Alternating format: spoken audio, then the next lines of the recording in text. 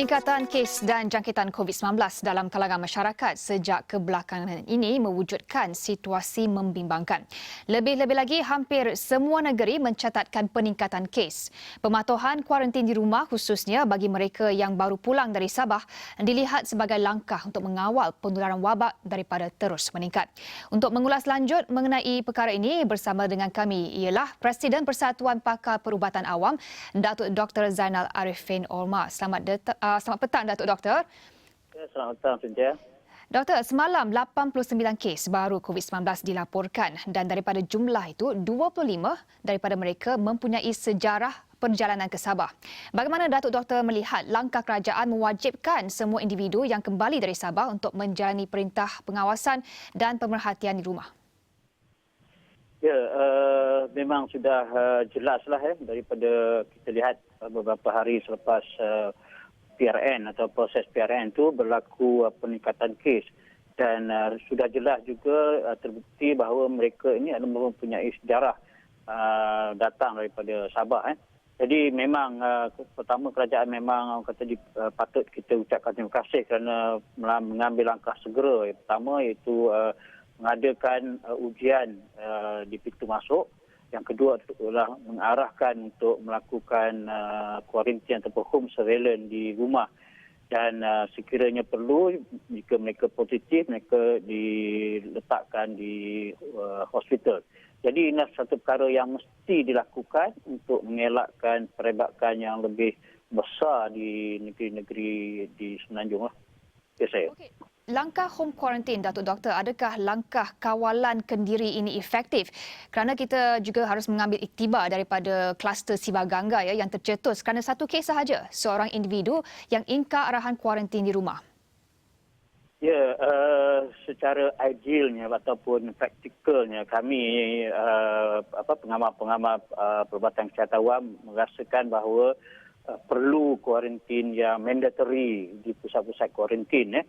Memang ada kelemahan pengawasan di rumah. Kita tahulah sejarah telah membuktikan banyak berlaku kes-kes yang patutnya kuarantin di rumah tapi mereka tidak melakukan. Jadi kita harap kerajaan dapat menyemak semula peraturan ini supaya kita dapat melakukan sekatan perebakan secara cepat dan berkesan. Betul, saya atau kami bimbang bahawa pengawasan kendiri di rumah ni nanti tidak berlaku sebagaimana yang kita harapkan dan ini akan menyebabkan jangkitan yang lebih luas. Ya, saya. Daripada data terkini oleh Kementerian Kesihatan Malaysia, turut melihat bahawa nilai kadar kebolehjangkitan iaitu R0 bagi Selangor turut menunjukkan peningkatan lebih tinggi daripada Sabah ketika ini. Datuk Doktor, apa yang boleh kami fahami daripada data ini dalam aspek langkah pencegahan kesihatan awam? Ya, sebab pertama kita tahu ramai yang balik daripada Sabah dan berada di Selangor dan mereka ni berada di beberapa tempat dan mereka mudah menjangkiti. Jadi kerana itu R0-nya adalah tinggi dibandingkan dengan Sabah. Kerana Sabah berlaku lebih awal. Jadi ini adalah satu perkara yang sangat membimbangkan. Jika tidak ada langkah yang ketat, maka sebaran akan lebih besar. Terutama di Selangor ni adalah satu kawasan yang aktif dan dinamik dan melibatkan pergerakan yang besar dan banyaklah. Jadi memang begitu. Sebelum ini, Datuk Doktor juga ada mencadangkan bahawa saringan COVID-19 patut dilakukan dalam komuniti setempat dan bukannya kepada kumpulan sasaran sahaja. Jadi, Datuk Doktor melihat perkembangan terkini, bagaimana ia boleh dilaksanakan dan adakah Kementerian Kesihatan Malaysia memiliki kapasiti untuk melaksanakannya dalam skala yang besar? Ya, sebab pada kita lah sekarang bila kita tengok keadaan ini sebenarnya telah ada berlaku jangkitan di dalam komuniti Cuma sama ada mereka itu ada gejala ataupun dapat dikesan. Jadi satu cara yang boleh dilakukan adalah kita panggil random community sampling. Maknanya lakukan sampling di sesuatu tempat.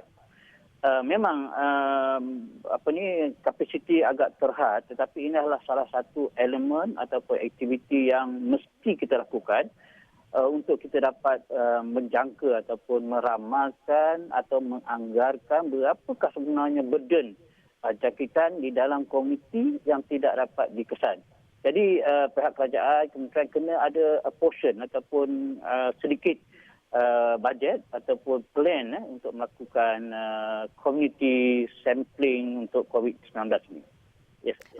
Okey, dalam kita mendepani kes-kes yang semakin meningkat di Malaysia, apa langkah seterusnya yang boleh diambil masyarakat sendiri kerana kita tidak ingin menjadi seperti contohnya negara di Eropah, Perancis, Sepanyol, UK yang kini dilanda gelombang kedua COVID-19 baru-baru ini? Ya, kita mesti semua orang lah, masa tu mesti sedar dan kita melakukan 3 perkara yang paling penting. Pertama ialah penjarakan sosial. Penjarakan sosial ni ialah kita menjauhi ataupun mengelakkan menghadiri apa-apa event ataupun majlis yang ada perhimpunan ramai. Itulah penjarakan sosial yang sebenarnya. Yang kedua ialah melakukan penjarakan fizikal, iaitu setiap masa kita maintain 1 meter atau lebih di antara orang yang berkaitan dengan kita. Yang ketiga adalah memakai pelitup muka atau mask setiap masa. Bila kita keluar rumah, kita pakai. Tak kira di mana. Jadi 3 perkara ni mesti, dan yang akhir sekali ialah kita sama-sama menegur rakan-rakan kita atau orang lain yang tidak melakukan SOP lah secara orang katakan responsible. Ya saya.